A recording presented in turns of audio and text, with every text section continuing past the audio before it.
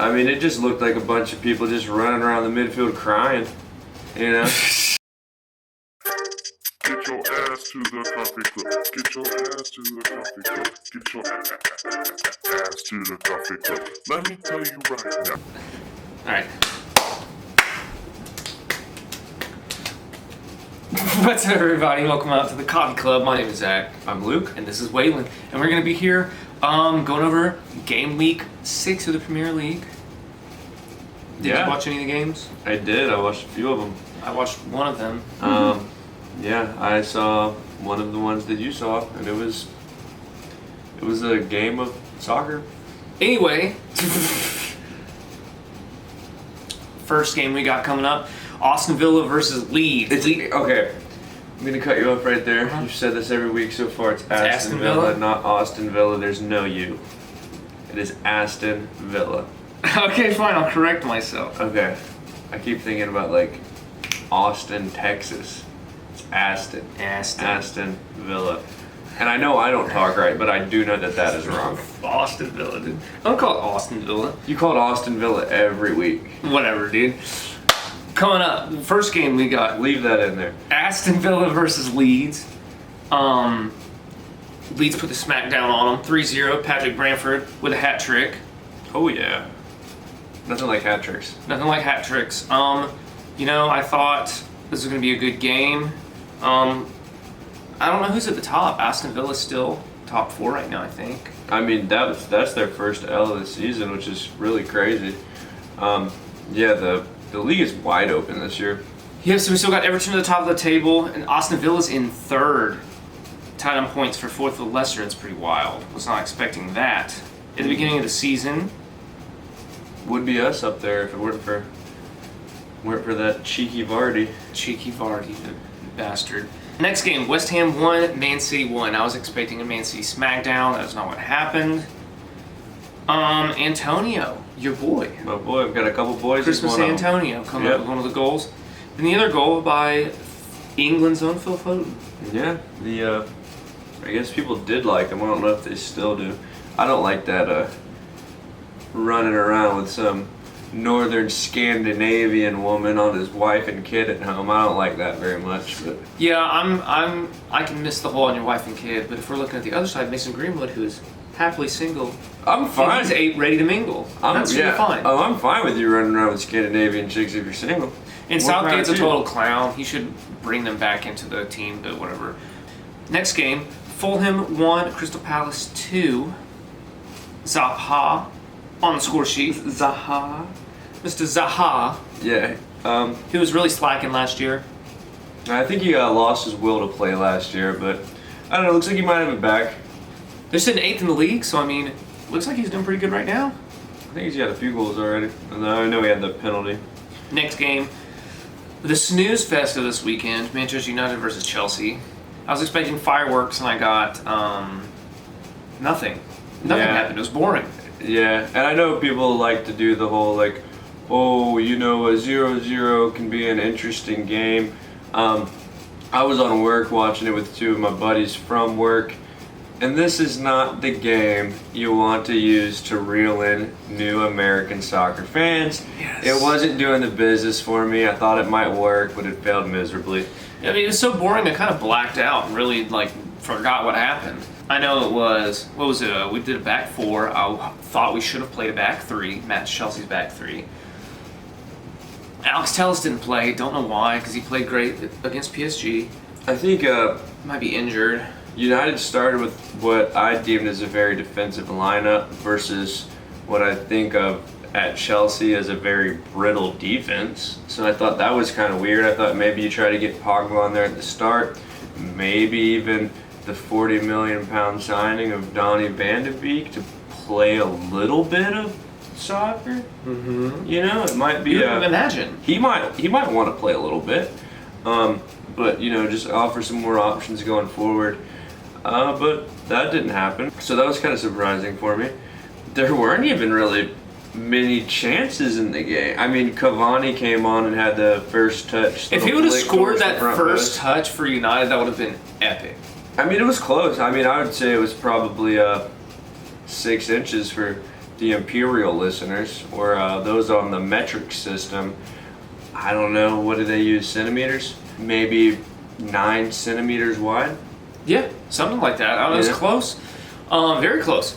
But after that, I mean, he made some good runs, but United is so bad at creating chances that I also don't think anyone is like, let me lob this ball in and let him go up and head it in, because like you don't have a striker to do that. well, the only person on the team that can cross is Alex Telles, That's a good point also. and he's hurt. And I mean, Rashford has a good cross on, but he never does it. Well, and he plays off the left too, and he's right-footed. So Yeah. it's like, it's not like he's gonna be. Just gonna bang one out there. Yeah. But yeah, I mean, the game was a game. It was boring, and Chelsea was there to be taken, to be ran at, and we didn't do it. I think it is interesting to point out, though, how it seems like they're playing Havertz in a reserved striker role, kind of like a false nine, you know, with Werner off the left, because we were speaking when the signings were happening, not knowing where Werner was going to play. And that does make sense. I'm kind of surprised Frank is doing that, but I mean, I do understand why he's doing that. I feel like Timo Werner's main MO is just to get the ball and try to run past everybody. It seems to be something he's had success with in the past. Yeah, but Prem's got better defenders in the Bundesliga. I'm just gonna go out on a limb and say that. Yeah, I think all these guys were just gonna have to. They're gonna have to get used to the physicality and the pace of the league. We're gonna have to give him a season. Yeah. You know. So right now they're on Fraud Watch. Yeah, which we'll get to Fraud Watch as this. We've got someone I need to reluctantly add to the Fraud Watch. Okay, well, we'll do that once we start Fraud Watch. All right. Next game we got Liverpool 2, Sheffield United 1. Sheffield United is having a hard time this year. And Liverpool is 2 now with no Virgil. Yeah, that is it's gonna be a big miss for them. That is the league busted wide open as far as I'm concerned. I think Liverpool are still the favorites, but they're not gonna cruise away to a 10, 15, 20 point lead like they could have last year. It's that's just not gonna be the case. And Mane with the 2 assists. He's balling. Baller, true baller. That's funny. Next up, Southampton 2, Everton 0. All that, they were like so worried about Jameis playing in this game, and then he gets to play in this game, and then they got 2-0'd. Yeah, do. Yeah, I actually did watch this one as well. The first half of it, and well, actually no, I watched the majority of this game, and Everton they didn't have anything really for Southampton, because I turned it on. They were 2-0 down, and then they just looked void of ideas and creativity. Like Iwobi came off, and Bernard came on, and then it just looked like a bunch of people just running around the midfield crying, you know. Seriously, like I mean, Allen, who I rate, I think Allen is dope, is just hands up at every challenge. What's going on? I don't even know. Like, they just couldn't get anything going. It didn't look like, to me at least. Luca Digne with a red card. Yeah, he got that red card. And I think Carlo Ancelotti was bitching about it, saying it shouldn't have been a red card. And I could have saw like a bad quality video that didn't show it that well, but what I saw looked like an absolute ankle turner. Yeah, I think of a studs on challenge. I think it was definitely a red card. Yeah. But they did overturn his 3-match ban. Did they? Yes, he only has a 1-match ban. Okay, yeah, I mean, I don't know. I think Carlo Ancelotti was arguing that it was an accident. Could have been. I only watched it once, I think, but damn. It was definitely a red card in my book. I would be furious. But Danny Ings getting 2 assists. You usually see him on the score sheet, not the assist sheet, but yeah, it's good for him. I think a lot of that was down to the fact that he was the only one who could score goals for Southampton last year. Yeah. But so I think that's good news for them, that there's more people popping up on the score sheet. Mm-hmm. We got Wolves, Newcastle finishing 1-1, 1-1. With Jimenez and Murphy on the score sheets. Good deal. I didn't watch that, did you? No, I haven't. I heard it was torture to watch. eyeball torture. Is it worse than the United? I heard it was Chelsea eye. game? I heard it was eye bleach. Like I heard it was terrible. Damn. I was just reading through the Reddit like live match thread of it, and I was like, oh, no need to turn this one on. Right. Save yourself. Next up, Arsenal 0, Leicester City 1. Okay. How do you feel about this? If there's anyone out there that is an Arsenal fan that thought Jamie Vardy wouldn't score, you are kidding yourself. There's two things that every Arsenal fan needs to know. Jamie Vardy's going to score, and Raheem Sterling is going to score. Is that the rules? If they're on the Attendance? if they're on the pitch, they're going to score. And it's like Jamie Vardy has like the most ridiculous scoring record I've ever heard against Arsenal. He's got like fucking like 8 goals against Arsenal. Like it's ridiculous. He doesn't fail to score, and Raheem Sterling always scores. Like it just happens. Now, I do have to say that I think Arteta got this wrong. I fully back Arteta. He's my guy, but I do think he's got a little bit of that Pep Guardiola in him, where he'll outsmart himself. Okay. You know, and hopefully he can, tame that and bring it into a more controlled sense. And honestly, I want to see him deliver a little bit more free-flowing attacking creativity to the side, especially now that we have Thomas Partey anchoring the midfield. But, because he started Saka on the left, which I think is great, and then I think the clear and obvious answer is you put Aubameyang in the middle, and you flank him with another winger, be it Pepe, anyone really, but a winger. Pepe, Willian, Reece Nelson, I don't care, So another, ball carrying forward. But instead he shifts Aubameyang out to the right, who statistically is a shell of the player he is in the middle or on the left. He's got a similar XG from the left and down the middle. It drops off to like a third of those numbers on the right. So it's historically backed. He's not good coming off the right.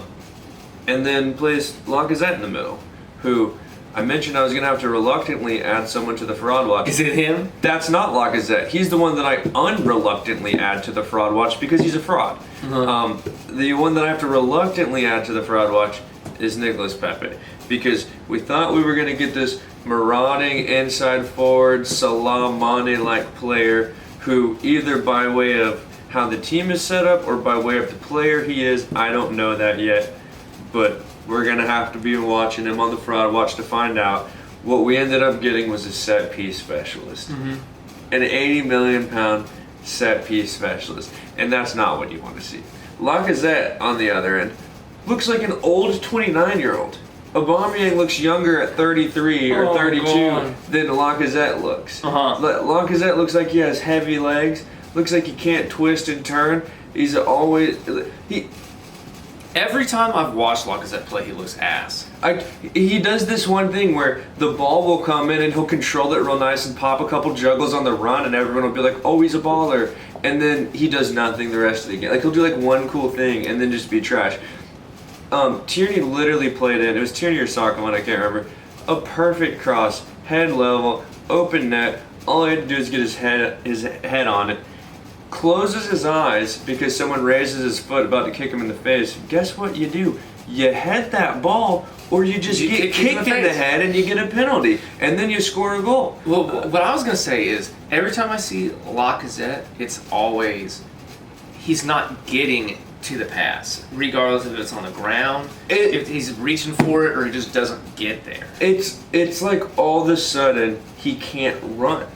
It's like, and it's not like he's done his knees or blown his knees up or anything. It's just like he has no running power anymore. He's not dynamic. He doesn't have good hold up. I don't know where that myth comes from. There's Arsenal fans that thought he was going to be some Firmino type player linking up Pepe and Aubameyang. I don't know what you've ever seen him do that's made you think he could do that. He's made a couple cool passes to Aubameyang his entire career. That's all he's done at Arsenal. He had a good first year, fell off drastically. He looks like a center forward who offers nothing. He looks like a center forward that would be like, a good player at Crystal Palace or a good player at Burnley or he could go be the guy at a bottom half lower side team. Yes. Like he's not a striker that you want at Arsenal.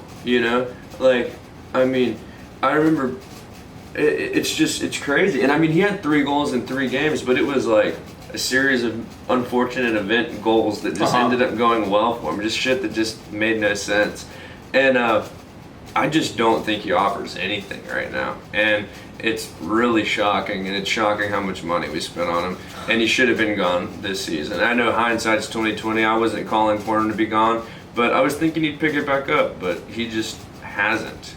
And I mean, we went from last season where our attack looked great to now I think our attack looks questionable. And I mean, we were creating chances. We were thereabouts the first half. We get this straight.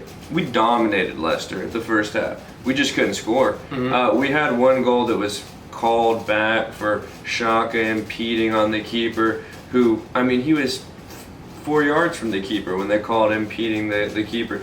That was bullshit. The goal should have stood, but that shouldn't be the difference between us winning and losing this game. Like, we should have played better. We should have put chances away. Especially at home. Yeah, I mean, it was just, and like I said, I think part of it was Arteta getting it wrong, but I'm hoping that performance showed him that Lacazette is not the guy. And what I don't understand about this, sorry we're talking about this for so long, but, if you're insistent on not playing Aubameyang down the middle, all of a sudden you have a £50 million striker in Lacazette and a £60 million striker in Aubameyang, and you need to go to the market for a striker. Yeah. That's the most bizarre thing I could imagine. Like us going into the market for a striker this season is absurd. But if you don't want to play Aubameyang down the middle, that's what we're going to have to do. Because as far as I'm concerned, Eddie Nketiah is ahead of Lacazette right now. And I don't think Eddie Nketiah is ready. You just play Saka or Martinelli on the left, Aubameyang down the middle, and Willian or Pepe on the right, and you don't have to go to the market and get anybody. And maybe when Martinelli comes back, maybe he'll might get used in that striker position. But I think he's seen as kind of like an Aubameyang style outside left player coming inside. But yeah, I mean, I just think when you have a player that I think you could argue Bukayo Saka's been our best attacking player so far this season. For sure. So I don't see, and we don't know that he's that guy, but he looks like he's gonna be that guy. So I think you just throw him out on the left and say do your thing, and then you move Aubameyang to the center. But I don't know what the thought process is, because it's almost like Arteta wants more structural stability of like a pressing number 10 and someone that's going to come back, drop deeper into the midfield. But Lacazette can't do that either. It's not like there's no aspect of that role in that game that he's doing well right now. And it's shocking, because I didn't think I'd be having this conversation, especially not this soon. But here it is. It's time to move him. It's past time to move him, because now he's got a year left on his contract. No one's gonna buy him. We might get like $7 million for him, and especially on his wages. No, he's gonna be another Ozil, but not as bad because we're paying him half as much. He's only got 1 year left on his contract, though. You can just get rid of him. No, it's going into 1 year. He had 2 years this summer. Oh, so no one's gonna want to buy him this year. Yeah, he's gonna be on the bench eating 180 million pounds a week. 180,000 pounds. 180 million would be a lot. I wish I was eating 180 million pounds. Yeah. Next game, we got Brighton 1, West Brom 1, with West Brom scoring and getting on goal, so that's no good for them. But we always talk about Brighton playing good football. Apparently, they didn't play good football that game. Yeah, it must not have been too good. What you gonna do? After that, we had Burnley 0, Spurs 1. With Harry Kane with another assist and Son with another goal. Wouldn't it have been beautiful to see them tie or lose that game? That's one thing that I don't get, is the people that are like, oh, with Virgil van Dijk down, it might be Tottenham's year. Like, I just don't understand what they're on about. Like, Tottenham are serial chokers. I just don't understand why they think all of a sudden they're just gonna pop off and just do it. Jose's second year, right?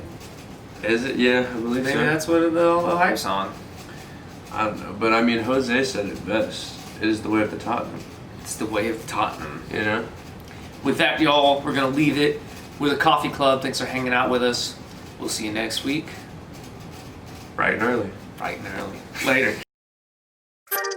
Get your ass to the coffee club. Get your ass to the coffee club. Get your ass to the coffee club. Let me tell you right now.